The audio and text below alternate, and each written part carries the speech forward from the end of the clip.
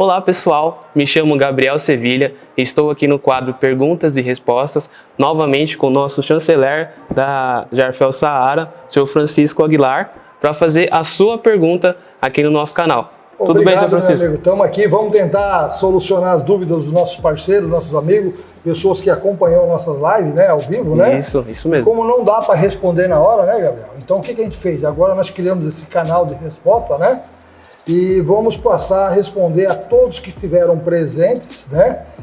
Observando que quando a pergunta é repetida, que um já fez anterior, não tem por que a gente repetir a resposta. Isso mesmo. Tá? Beleza? Tá bom? Vamos lá então essa primeira? Vamos lá. A primeira pergunta é da Tatiana Batiston. Ela pergunta assim, Sr. Francisco, qual é o custo do bloco Brasileirinho? Tatiana, a coisa é muito simples, tá? Hoje, quando nós falamos na fabricação de um bloco, a coisa mais cara que existe no fabricar o bloco não é a matéria-prima em si, mas sim a produção. Vamos pensar, se você tem uma forminha manual, um bloco Brasileirinho hoje, para ter uma noção de valor, gente, é alguma coisa próxima a R$1.000 o milheiro, ok? Isso é preço de venda final. Se você pegar uma forma manual, fizer 100 blocos por dia e demorar 10 dias, o seu custo de mão de obra já chegou nos R$1.000. Aí você fala, mas escuta, por que é que o pessoal compra a forma manual sabendo que o custo sai tão alto? Porque ele não tem onde comprar. Ele leva para o sítio, para a chácara. Muitas vezes o cidadão mora numa comunidade, numa favela, e ele chega em casa depois de um dia cansativo de trabalho, pega essa forminha, bate, qual é o custo de mão de obra? Zero. Qual é o custo de material? Aí vem o pulo do gato. Um milheiro de bloco tradicional de 10 por 20 de altura, por 40 de comprimento, que não é 10, é 9, por 19, por 39, ele gasta 4 metros cúbicos de material. Muito bem. O milheiro do Brasileirinho, 12,5 por 25, praticamente gasta metade disso, 2 metros cúbicos. Dá um pouquinho mais, 2,2 por aí o milheiro, tá? 1.000 peças, sempre eu vou falar 1.000 peças, ok? Não é unitário. Seria 2,2 litros por peça? Sim, não, vamos falar 2 metros e pouco cúbico, tá? Porque 1 metro cúbico corresponde a exato 1.000 litros de material, independente do peso específico, tá? Então, um brasileirinho que pesa por volta de 3,7 kg, mais ou menos, é óbvio que ele não vai ter mais que 2,2, porque senão ele estouraria a cota de peso dele. Só que 2,2 metros cúbicos de material, que custa em torno aí de R$70, R$80, não a tonelada, mas o cúbico, tá? Nós temos aí por volta de R$160 a, no máximo, 180, tá? Vamos por R$180 de matéria-prima, que é o pó de pedra da pedreira, tá? Ou com pedrisco, ou até um pouco de areia, mas todos esses materiais, independente da proporcionalidade, o volume total é 2,2. Então, nesses 2,2 você poderia estar colocando, vamos dar um exemplo, 1.000 litros de pó de pedra, 1.000 litros de pedrisco e 200 litros de areia. Ou 700, né? E a diferença que nós teríamos aí no caso, né? Seria mais ou menos 800 litros de areia, tá? Mas a quantia de cimento é que é o legal nisso tudo. Nós gastamos para fazer um milheiro algo em torno de 4 a no máximo 5 sacos de cimento. Calculando a 20 conto, são exatamente R$100 de cimento. Então, quando eu passo a pegar, vamos dizer assim, exagerando, tá? R$200 de matéria-prima, com mais 100 de cimento são 300. Se eu tenho uma máquina boa, que consegue moldar por volta de 2.000 pecinhas por dia, isso é muito importante saber disso, tá, gente? 2.000 pecinhas por dia, e eu gasto com essa equipe que vai trabalhar o dia inteiro por volta de R$500, ou vamos facilitar, R$450 de mão de obra, tá? Eu tenho um custo de 450 fixo, faça ou não faça. Mas se eu fizer 2 milheiros, eu gasto R$225 por milheiro de mão de obra, ok? Voltando no passado, se você pôr 100 de cimento, exagerar, 200 de material, são 300, tá? Com 225, então ele custa 525 e para quem vende por 1.000, ele teoricamente está trabalhando com 100% de lucro. Sim. Só que se a sua máquina te ajudar, vibrar mais, prensar mais, por isso que o esperto dessa situação, ele analisa a qualidade do equipamento para poder não ter uma máquina frágil, aquela máquina fraquinha que vibra pouco, que não prensa quase nada, que demora 40 segundos para soltar uma tábua, sendo que a outra solta em 25 segundos. Uma máquina que faz 3.000 peças por dia, com os mesmos R$450, Gabriel, sai R$150 por milheiro. Com os mesmos R$300, com 150 vai para 450. Então a sua margem de lucro agora não é mais 100%, é muito mais que isso. E essa diferencinha mínima de 50, 100 reais por milheiro, não é nada, mas para quem faz 3.000 por dia, ganha 300 conto de economia. No final do mês, são 6.000 reais dentro do bolso dele. Agora, isso, gente, não quer dizer que você que queira levar para o sítio, para a fazenda, para a chácara, tenha que comprar uma máquina. Você pode ter uma forma manual ou você pode ter o mais importante, a mini máquina, que fabrica só 300 peças por dia. Só que não dá para comercializar, dá para fazer a sua casa, dá para aproveitar a sua mão de obra ociosa. Então, minha amiga, fica aí uma dica do custo verdadeiro do brasileirinho. Em torno de 400 a 550 reais por milheiro, podendo ser vendido facilmente por R$1.000. A margem não é boa, ela é excelente. Então imagina, ganhar 550 reais por milheiro, fazer 3.000 por dia, nós estamos falando de 1.650 reais por dia, em apenas 20 dias você tem 33.000 reais no bolso. É muito mais vantajoso, né? Com certeza, é uma fonte de renda excelente, tá bom? Fica aí uma dica de negócio para você também.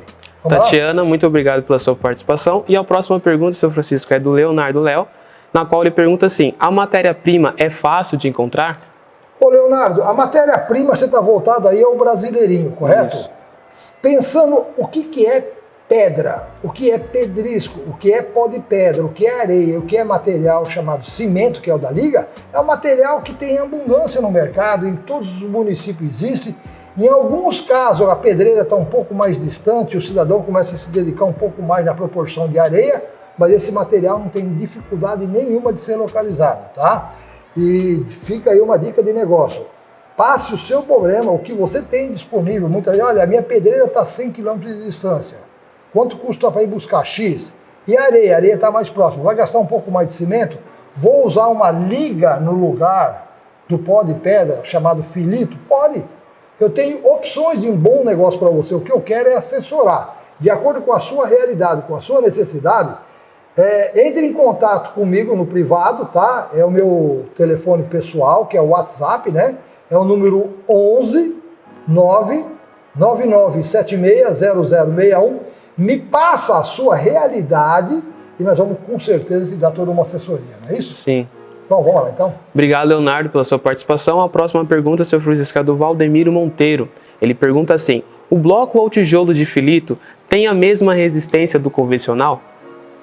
Ô Valdomiro, obrigado aí pela pergunta. Se ele tem a mesma resistência do convencional, comparado com a palavra filito.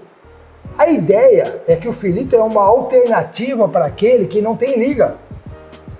O sistema nosso de liga, chamado filito, é um mineral moído, formado um pó que não é barro. Veja bem, é um mineral como fosse o pedrisco, o pó de pedra moído.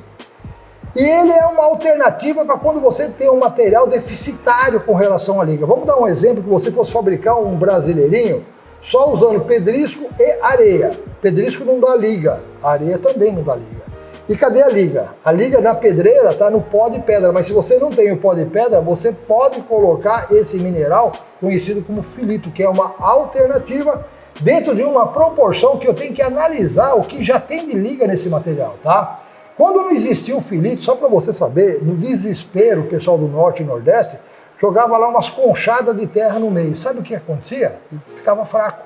Porque o filito é um mineral, é uma pedra moída e ele ganha resistência. Ele não é responsável pela força, mas ele não prejudica. Quando você põe uma pasada de terra para dar liga, você prejudica a resistência. Deu para entender? Uhum. Valdemiro, muito obrigado pela sua participação. E a próxima pergunta, seu Francisco, é do João Vicente. Ele pergunta qual a medida do toco para entrar no buraco. Qual a medida do? Toco. Toco. Isso. Ô, meu amigo, vamos lá. Você deve estar falando aí com relação àquele toquinho que a gente usa no sistema construtivo modular para o tijolo, solo e cimento, tá? Eu vou pedir para um assessor me passar uma amostra aqui, só para poder esclarecer essa dúvida. Olha, isso é um pedaço de eucalipto, tá? Por volta de 7 centímetros, mais ou menos. Eu levo num torno, faço dele como fosse um lápis, uma cunha, tá vendo? Olha, uma ponta afinada para servir de guia, para se autolocalizar e se centralizar. Como o tijolo modular, solo e cimento, 12,5 por 25, tem um furo de 60 milímetros eu faria esse furo aqui com 59 milímetros. Uma pequena folga de 1 milímetro, 1,5 milímetro é o suficiente para ele centralizar. Agora, se você pegar um tijolo 10 por 20, que o furo é só de 50 milímetros, o toco ficaria com 49.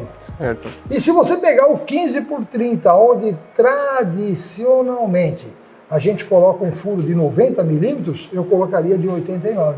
Então, o importante, meu amigo, é que o toco que serve de guia para penetrar dentro do furo, ele tenha 1 milímetro a menos para que ele possa escoar sem você ficar batendo em cima dele. Porque isso é errado, tá? Ele tem que entrar com muita facilidade, como está aqui, ó. Escorregou, parou, tá? Escorregou, parou. Ele não pode ter que ficar empurrando para baixo, porque isso pode trincar o seu solo de cimento, tá bom? Acredito que tenha sido útil já essa resposta, tá bom? Obrigado, seu João, pela participação. Seu Francisco, a próxima pergunta é do Adegildo Coutinho. Ele pergunta assim, como fica a mistura do filito?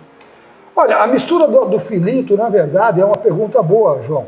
É assim, existe nele uma proporção que deve ser colocada de acordo com a real necessidade do material que você está usando. Vamos falar que você está usando o pó de pedra e ele vem um pouco de filler, que é aquele material mais fininho, mais ruim, que ninguém gosta de usar, mas aquilo já dá uma pequena liga. Então, provavelmente, o filito vai ser usado nas seguintes proporções. 8 latas de pó de pedra, 2 latas de filito. Quando você parte para areia, considerando uma areia limpa, lavada, você vai pôr 7 latas de areia para 3 latas de filito. Agora vem a pergunta, como um cliente me fez outro dia, mas Francisco, e se a minha areia estiver um pouco suja de terra, que já dá uma liga? Bom, então você reduz o filito, não é verdade? Quantos por cento só na prática? Por que na prática? Porque vamos dizer que essa quantia que você fala que é pouca, não é tão pouca assim, e ela pode representar uma redução de 1,5 no filito. Ou seja, você põe lá 8,5 e apenas 1,5 de filito. É possível? Lógico que é. A média é de 10 até 30% de filito nessa proporção de mistura, tá bom? Beleza? Certinho. Obrigado, Adegildo, pela participação. E a última pergunta do nosso dia 15 foi do Jean Caldeira, senhor Francisco. Ele pergunta assim, essa mistura com filito vai cimento? O meu amigo, Jean Caldeira, né? Isso. Ô Jean, é assim, olha, o filito é um material de liga, não de resistência. Não podemos confundir uma coisa com a outra, tá? O cimento é um material que vai dar o endurecimento, a resistência final. O filito dá a liga para você poder pegar e tirar da máquina. Porque se você pegar areia pura com cimento e bater na máquina, quando você for tirar, ele desmorona. É um castelo de areia que se desmorona, deu para entender? Vira ruínas. É, vai em ruínas mesmo. Só que quando você põe o filito, ele dá a liga, a pega, a segurada para você pegar e movimentar, tá? Então, o filito não isenta você de usar cimento. Pelo contrário, você vai usar o cimento, só que numa proporção um pouco menor que da argila. Porque o filito participa sim. E não, vamos falar, para você entender melhor o que é participa sim. A argila não tem resistência nenhuma. Pelo contrário, até ela atrapalha na resistência. Mas eu preciso da argila no tijolo, solo, cimento, para poder tirar da máquina, senão desmorona. No caso do filito, que eu tenho um material 100% nobre, que é areia ou pó de pedra, ele também participa da resistência porque ele é feito do quê? De uma rocha, de um mineral. Então ele tem um ganho, tanto é que um tijolo feito com pó de pedra ou areia com filito, ele pode trabalhar num traço de até 10 porções para uma de cimento. Ao passo que o solo de cimento é de 7, no máximo 8 para 1. Então, para começar, eu já tenho uma vantagem de 30% na economia do cimento usando filito. Quanto ele custa, meu amigo? Quando você parar para pensar que 30% também custa dinheiro, que você economizou, que sobrou dinheiro, você vai adotar o filito no futuro. Tá bom? Bacana, cara. Bacana. Certinho. Seu Francisco, hoje finalizando nossas perguntas, você que está aí nos assistindo, muito obrigado por ter ficado até aqui nesse vídeo. Não se esqueça de visitar nosso site, que é o www.jarfel.com.br, ou o Saara, é o www.saara.com.br. Não se esqueça de se inscrever no nosso canal, de dar um like para ajudar a gente e de ativar o sininho para você receber em primeira mão todo o nosso conteúdo. E é legal porque você visitando as nossas páginas, você vai estar incentivando a nós pela colocação junto aos meios de comunicação, Sim. Que é o caso do Google, né? Quanto mais gente visita, melhor ele fica posicionado, você fica mais fácil de encontrar a gente. E ao mesmo tempo, o fato de você estar nos visitando, você vai também encontrar outras lives anteriores, outras informações e perguntas que sequer você pensou em fazer, mas alguém fez no seu lugar. Verdade. É isso aí? Isso. Seu Francisco, muito obrigado, hein? Eu que agradeço, um abraço a todos. Valeu. Fiquem à vontade das futuras perguntas.